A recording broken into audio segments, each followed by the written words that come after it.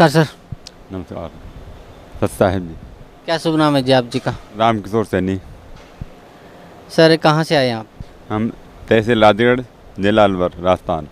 Sir परम संत सतगुरु रामपाल जी महाराज से नाम उपदेश लेने से पहले आप कौन सी भक्ति करते थे? हम दंदन सतगुरु के जाते थे पहले, और दंदन सतगुरु के हमको कोई लाभ नहीं हुआ था, हमको नुकसान भी हुआ था। एक हमारे 17 साल का लड़का था, वो एक्सपायर हो गया था। माँ 6 साल तक गए थे हम, फिर हमको माँ से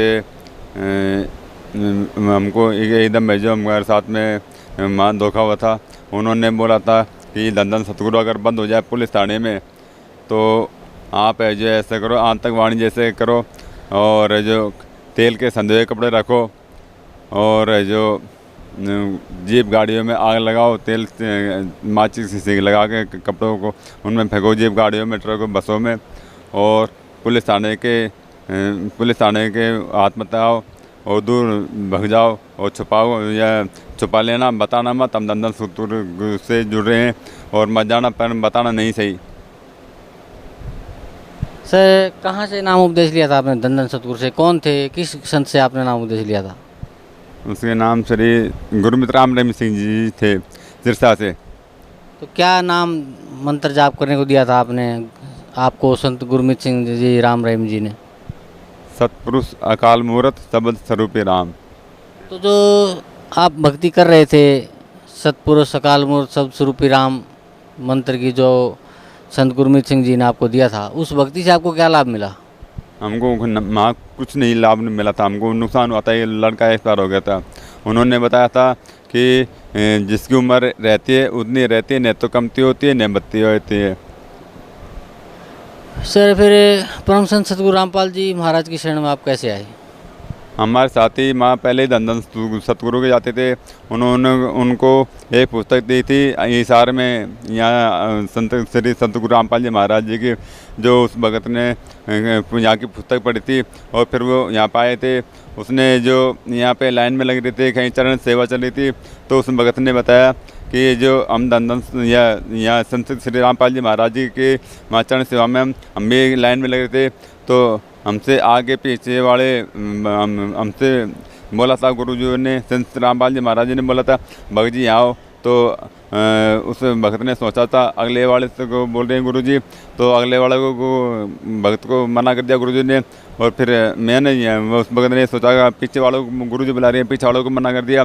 फिर कर मुझे इशारा दिया था, मैं फिर गुरुजी के पास गया था, तो गुरुजी ने बोला था कितना पाप कमाओगे, तुमने बहुत पाप कमा लिया, तुम गधे घोड़े मनाओगे क्या मनोगे। तो उसने ये बात सुनते ही उसने सोचा कि भाई मेरे तो कांपने लगी, मैं तो बहुत पछताया। फिर जो मैंने उस आके ने माँ सबको बताया, हमको बताया फिर कि भाई माँ चलो और नाम लो। फिर ऐसे महाराणे से उनके खेड़े से हम यहाँ पे आए। तो परमचंद सतगुरु रामपाल जी महाराज से नाम उपदेश लेने के बाद आपको क्या लाभ मिला? मुझे करीब जो पिछले 2 साल करीब जो नाम उपदेश ले लिया होगा, और मुझको हम सो रहे थे, बच्चे रमेश नीचे सो रहे थे, और रात को करीब 12 बजे के आसपास सांस रुक गया, नहीं तो सांस तो आए नहीं जाए। और हमने घर वाले को बोला कि भाई तुम प्रसाद लाओ और गुरु जो चरण में अमृत वो लाओ, वो लिया, और फिर नाम चालू करते ही जो श्वास चालू हो गया। और भी हमारे घर वाले के बहुत जो भूत थे, वो हमको गाली काटती थी, और दिन रात जो अम्मा चैन से नहीं सोने देती थी, और खाने खाते थे टाइम भी गाली काटती थी।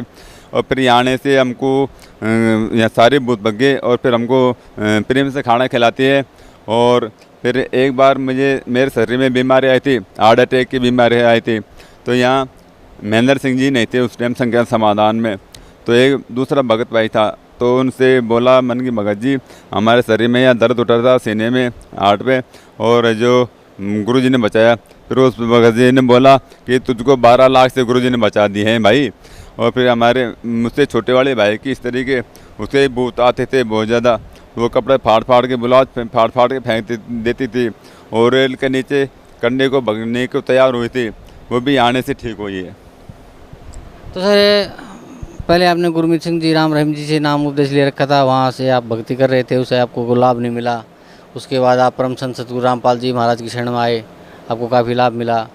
तो सर भक्त समाज को आप क्या संदेश देना चाहते हैं?